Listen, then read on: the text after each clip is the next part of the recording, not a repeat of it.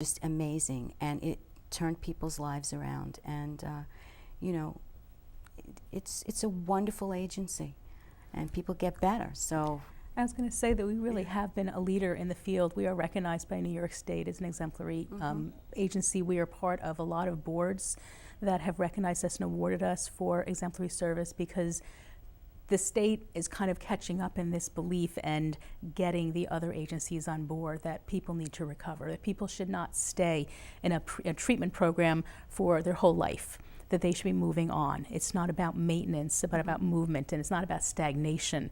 So you have to believe that, and our staff, as Diane said, have to believe in that growth potential.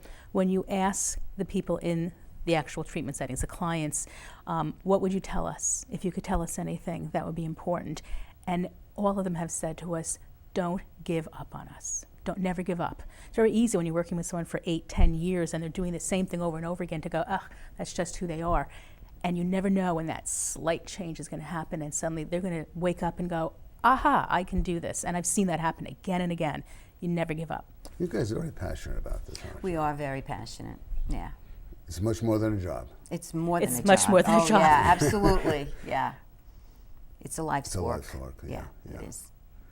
14 years, both of you have been part of the agency. Same day. We started the same day. What kinds of changes have you seen during that time in the field of mental health? Wow. I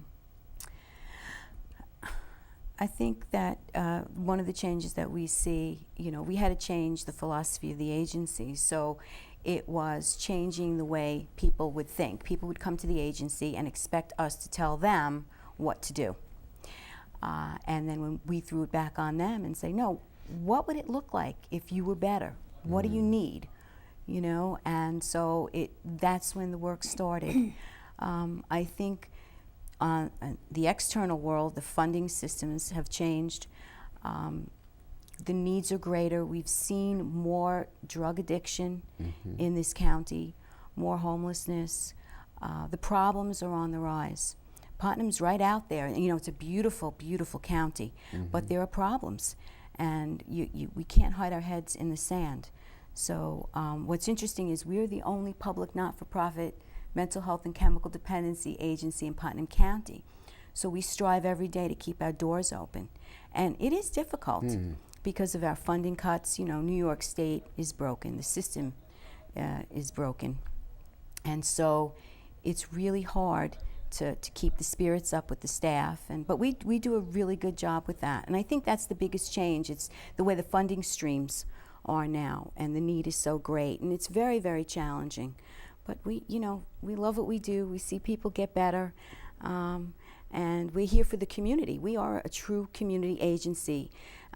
Last year, our staff, I believe, they were on about 32 state and community planning and advocacy meetings. They go to committees. We're very involved. We need to stay state-of-the-art for the people of Putnam County. And I know you also want to commend your board of trustees. Oh, yeah. These are volunteers. They're volunteers, and there are 19 of them who work very hard. They're very interested in what we do.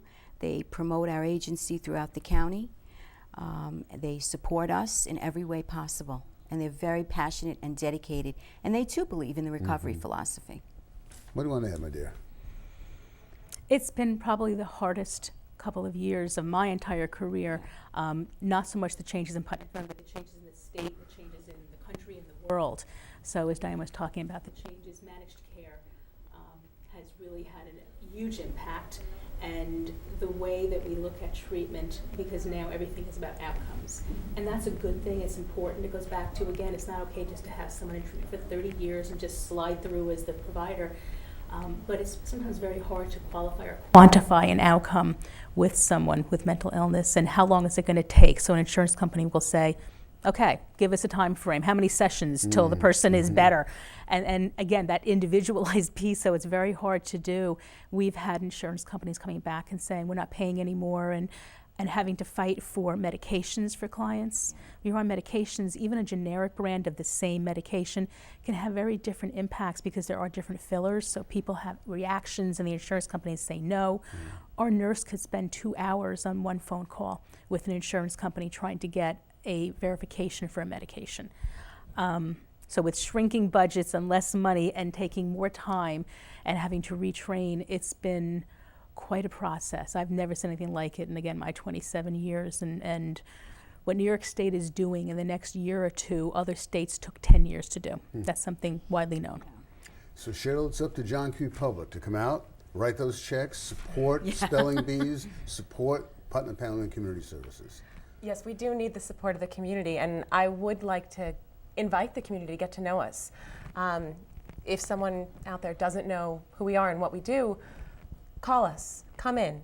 Whether it be because maybe you might want to see if you need our service, or because you want to see how we're supporting the community and how maybe you might want to help us. I encourage everyone to find out more about what we do and learn how we are helping, to decide maybe if you want to help us as well, because we are a community agency and we can't do this without support.